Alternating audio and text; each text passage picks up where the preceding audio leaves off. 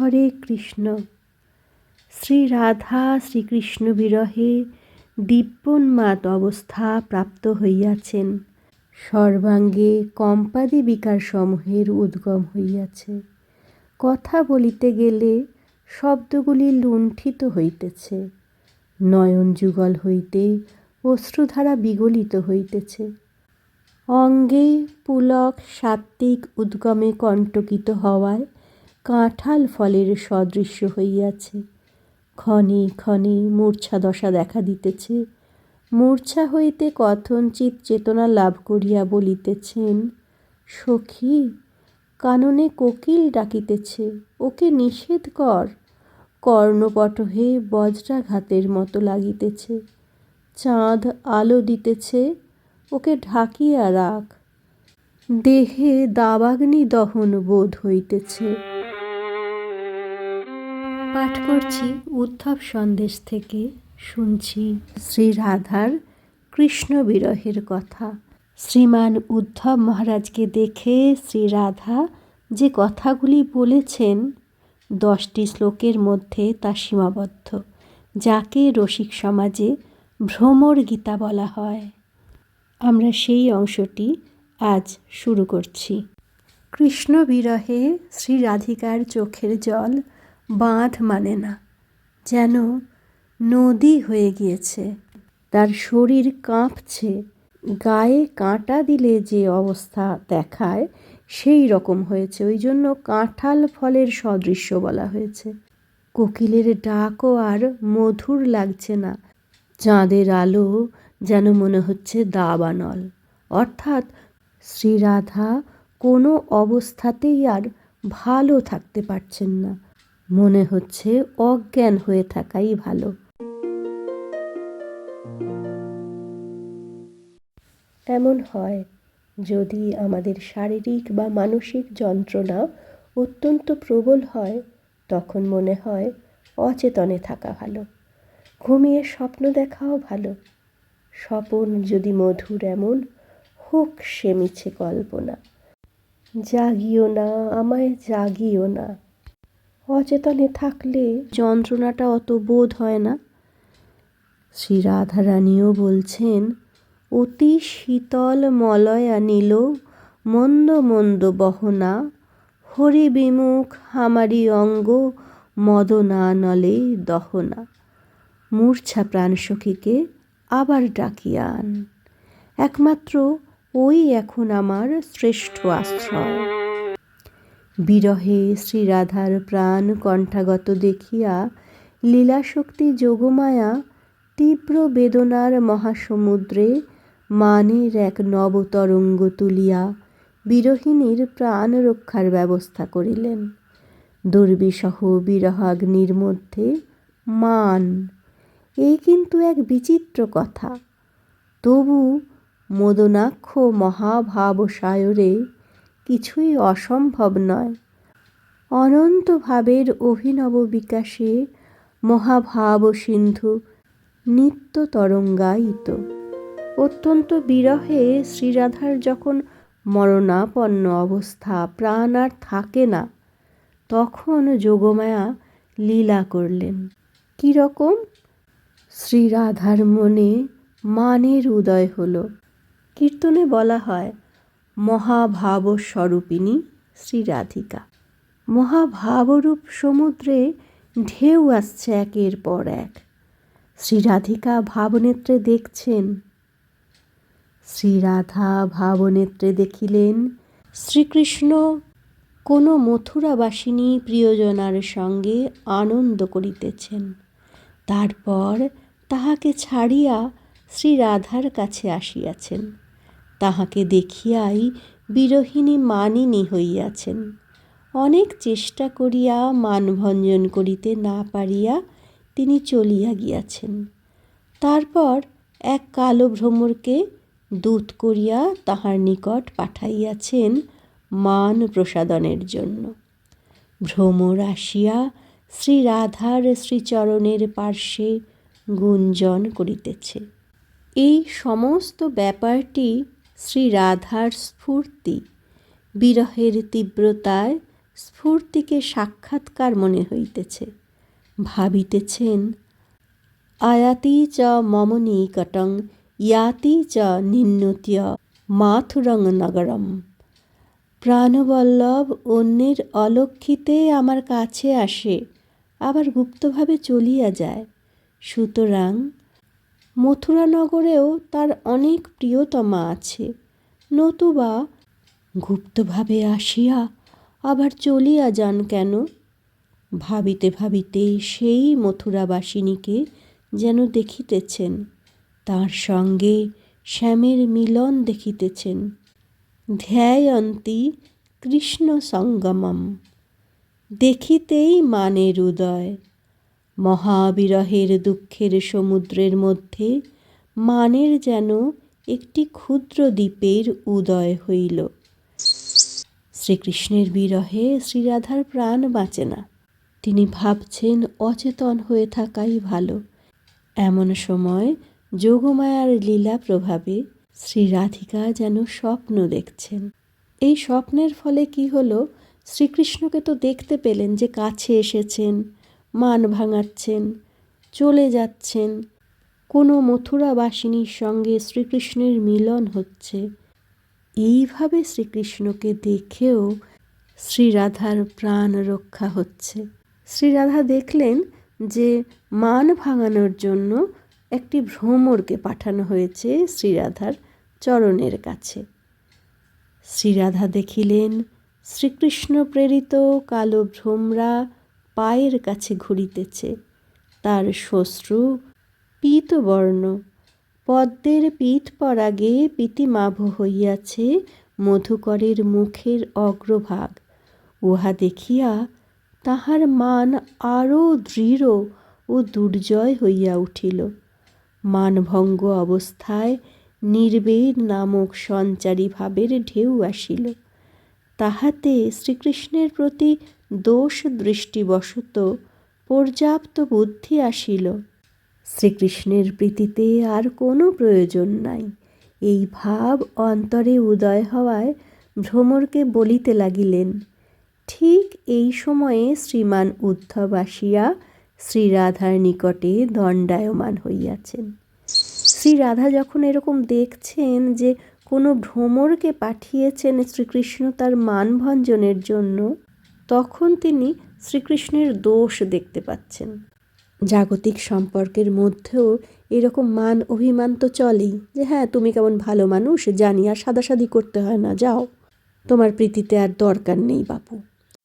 এই কথাগুলি ভ্রমরকে বলতে যাবেন, ঠিক এই সময় শ্রীমান উদ্ধব আসিয়া শ্রীরাধার নিকটে দণ্ডায়মান হইয়াছেন।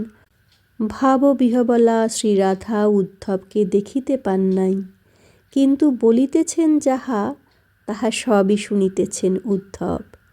শ্রীরাধা বলিতেছেন, আরে রে কপটের বন্ধু, তুই ধৃষ্টতা করছিস কেন আমার সম্মুখে দাঁড়াইয়া? এখানে হইতে এখনই চলিয়া যা। তোর পক্ষে ধৃষ্টতাও অনুপযুক্ত নয়, কারণ মদ্যপান করেছিস তো। তোর প্রভু তো মধুপতি, তাই এত মধুপান করেছিস। প্রভুবৃত্তের মিলন ভালোই হইয়াছে। মধুপতির দূত মধুপ। দেখো সখীগণ, এই দূতকে যত সরল মনে করিতেছ তত সরল নয়। মদের নেশায় বিক্ষিপ্ত চিত্ত হওয়ায় সরল মনে হইতেছে, কিন্তু মস্তকের কম্পন ও অব্যক্ত শব্দ শুনিয়া বোঝা যাইতেছে ও কত ধূর্ত। মধুপ কি তব বন্ধ মা স্পৃশাঘ্রিম। কিতব শব্দের অর্থ হচ্ছে কপট, আর বন্ধু শব্দের অর্থ মিত্র। বন্ধও বলা হয়েছে সম্বোধনে।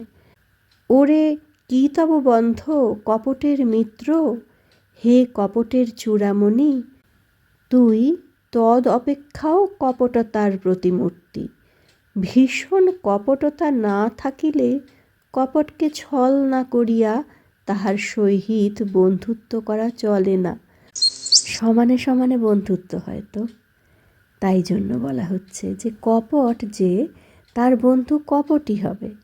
ভীষণ কপটতা না থাকিলে কপটকে ছল না করিয়া তাহার সহিত বন্ধুত্ব করা চলে না।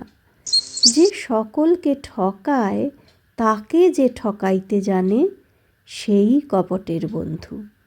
ঠকাইবার কৌশল হইল বাহিরে সরলতার প্রকাশ। যে মানুষ ঠক সেই মানুষকে কি বাইরে থেকে বোঝা যায়? মুখের মিষ্টি কথাতে তো মানুষ বিশ্বাস করে, ভরসা করে, আর সেই সুযোগেই তো ঠকেরা ঠকিয়ে নেয়।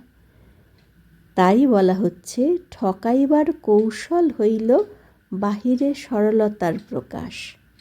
শ্রী রাধিকা একটি ঘোরের মধ্যে এসব দেখে ওই মধুপকে দূত মনে করে যা কিছু বলছেন উদ্ধব মহারাজ কিন্তু শুনছেন। শ্রী রাধিকা উদ্ধব মহারাজকে খেয়ালই করেননি, তাকে বলছেন না, কিন্তু মিলে যাচ্ছে। শ্রী রাধার কথাগুলি উদ্ধব মহারাজ শুনিতেছেন। তাহার ইচ্ছা হইল শ্রীমতীর পাদপদ্মে প্রণত হইবেন। এই ভাবিয়া একটু অগ্রসর হইলেন। শ্রী রাধা উদ্ধবকে দেখেন নাই। ভাবনেত্রে ভ্রমরকে দেখিয়া বলিয়া উঠিলেন, ওরে ধূর্তের মিত্র, তুই আমার পা স্পর্শ করিস না। যদি প্রণাম করিবার একান্ত ইচ্ছা হয় তাহা হইলে দূর হইতে প্রণাম কর, আমাকে ছুঁস নে। তোর মতো মদ্যপ আমার পা ছুঁইলে পা অপবিত্র হইবে। এ পায়ের গৌরব তো জানিস না? তোর অপবিত্র সখা কত সময় এই পা স্পর্শ করিয়া সুপবিত্র হইয়াছে। শ্রীরাধা এই কথা বলার পরে ভ্রমর যেন সরিয়া অন্যদিকে গিয়াছে। তাহা দেখিয়া কহিলেন, তুই আমার সখীদের পা ধরিতে চাস? ওদের পা ছোঁয়ারও অধিকার তোর নাই। তোর বন্ধু কত সময় আমার পা ছুঁতে সাহসী না হইয়া ওদের পা ছুঁয়ে ধন্য হয়েছে। যা, সরে যা। উদ্ধব মহারাজ মনে মনে বলিতেছেন, আমি প্রভুর নিকট হইতে আসিয়াছি, তোমার শ্রীচরণ স্পর্শ করিবার অধিকার আমার আছে। শ্রীরাধা ভাবকর্ণে শুনিতেছেন। ঐরূপ কথা যেন ভ্রমর বলিতেছে। শুনিয়া উত্তর করিলেন, তুই পা স্পর্শ করিতে পারতিস যদি মদ খেয়ে না আসতিস। যদি বলিস মদ খাই নাই, তবে শোন, নিশ্চয়ই খেয়েছিস, তার প্রমাণ দিই। তুই যে বেশে আমার কাছে এসেছিস ওই বেশে মাতাল ছাড়া আর কেহ আসে না। মদে যার মস্তক ঘূর্ণিত সে ওই বেশে আসে। যদি বলিস বেশে কি দোষ হইয়াছে, তবে বলি শোন, তোর শ্বশ্রু রাঙা কেন? কুমকুম মাখিয়াছিস? কোথায় পাইয়াছিস এত কুমকুম? আমার মথুরাবাসিনী সপত্নীগণের বুকের কুমকুম। উহা লেপে গিয়েছিল শ্যামসুন্দরের বক্ষ মালিকায় গাঢ় পরিরম্ভনকালে। সেই মালায় তুই বসেছিলি, তখন তোর মুখে ঠোঁটে লেগে গেছে সেই সপত্নী কুচবিলুলিত মালা কুমকুম। এই মুখ নিয়ে আসিয়াছিস আমার মান ভাঙাইতে। ধিক তোর ধৃষ্টতা। নিশ্চয়ই মদ খাইয়াছিস, না হইলে এমন ভ্রষ্ট বুদ্ধি হয় না। প্রিয়ের সঙ্গলাভে ধন্যা সপত্নীর বক্ষের কুমকুম, যাহা দেখিলে শরীর ক্রোধে জ্বলিয়া যায়, তাহার দ্বারা অঙ্গভূষণ করিয়া আসিয়াছিস আমার মান ভঞ্জন করিতে। দেখ ভ্রমর, তোর প্রয়োজন নাই আমার মান ভঞ্জন করিবার। তুই মথুরায় চলিয়া যা, সেখানে গিয়া মথুরাবাসিনী নাগরীদের মান ভঞ্জন কর। সেখানে অনেক মানিনী আছে। একজনের মান ভঞ্জন করিতে করিতে আর একজন মানবতী হইবে। তাই তোর জীবন কাটিয়া যাইবে মান প্রসাদন কার্যে। ওখানে যখন তোর এত কাজ, তখন এখানে এসেছিস কেন? দেখিস মথুরায় মানভঞ্জন কার্য সাবধানে করিস। মধুবধূগণের মান প্রসাদনে যদুসভায় বিড়ম্বনা হইবার আশঙ্কা আছে। কারণ ব্রজের সরল প্রাণ গোপেরা কৃষ্ণের মহাদৌরাত্ম্য সহ্য করিয়াছে, তাই বলিয়া মথুরার বীর পুঙ্গবেরা সহ্য করিবে না। যদি বলিস সেখানে কৃষ্ণের মথুরা নাগরীদের সঙ্গে আনন্দ রভস যদুবীরেরা জানিবে কি রূপে? তোর মতো মূর্খকে দৌত্যে নিযুক্ত করার পরিণামে গুপ্ত রহস্য ব্যক্ত হওয়া কিছুই অসম্ভব নয়। যদি বলিস আমি মূর্খ হইলাম কিসে? তাও বলি, মথুরা হইতে আসিবার পথে কি কোথাও জল দেখিস নাই? জলে যদি শ্বশ্রু ধুইয়া আসতিস, তাহা হইলে তো তোর গুপ্ত সংবাদ জানিতে পারিতাম না। এই প্রকার তোর ও তোর মনিবের বোকামির জন্য তার সকল চরিত্রবিলাস যদুগণের নিকট ব্যক্ত হইয়া পড়িবে। তখন তোদের বিড়ম্বনার এক শেষ হইবে। অসূয়া, ঈর্ষা ও গর্ব এই তিন সঞ্চারী ভাবের সহিত অনাদর প্রকাশে কৃষ্ণের অচতুরতার উদ্গারকে প্রজল্প কহে। শ্লোকে কিতব শব্দের মধ্যে অসূয়ার প্রকাশ হইয়াছে। ওই যে কপট বলা হলো, এইতে হিংসা প্রকাশ হয়েছে। সপত্নী শব্দের আড়াল দিয়া ঈর্ষা ব্যক্ত হইয়া পড়িয়াছে। আর আমার পা ছুঁসনে, এই কথার মধ্যে গর্ব পরিস্ফুট রহিয়াছে। মানিনীর মান প্রসাদন জানে না, কাহাকে দূত রাখিতে হয় তাহা জানে না, দূত জানে না কিভাবে মানভঞ্জনে আসিতে হয়। এই সকল মন্তব্যের মধ্যে প্রিয় কৃষ্ণের অকৌশলের উদ্গার, অর্থাৎ শ্রীকৃষ্ণ যে এই সকল কার্যে অচতুর অপটু, তাহা পুনঃ পুনঃ ঘুরাইয়া ফিরাইয়া বলা হইয়াছে। সুতরাং দিব্যোন্মাদ দশায় শ্রীরাধার চিত্রজল্পের মধ্যে এই উক্তি সকল প্রজল্প লক্ষণে লক্ষিত হইয়াছে। আবার বলি যে প্রজল্প চিত্রজল্প এগুলি হচ্ছে পরিভাষা। শ্রীরাধার কথাগুলি শুনিলে মনে হয় যেন অনেক চিন্তা বিচার করিয়া বলিয়াছেন। বস্তুত তাহা নহে। প্রত্যেকটি উচ্চারিত শব্দই মহাভাবময়ীর ভাবের উদ্গার। যোগমায়ার লীলাতে মায়া আচ্ছন্ন হয়ে আছে, আর যে কথাগুলি শ্রীরাধার মুখ দিয়ে বলাচ্ছেন সেই কথাগুলো কিন্তু চিন্তা বিচার করে হচ্ছে না। মহাভাবময়ীর ভাবের উদ্গার বলা হলো সেগুলিকে। এতক্ষণ শ্রী রাধিকা ভ্রমরকে এগুলি বললেন। ভ্রমর কি বললেন শুনব পরের দিনের পাঠে।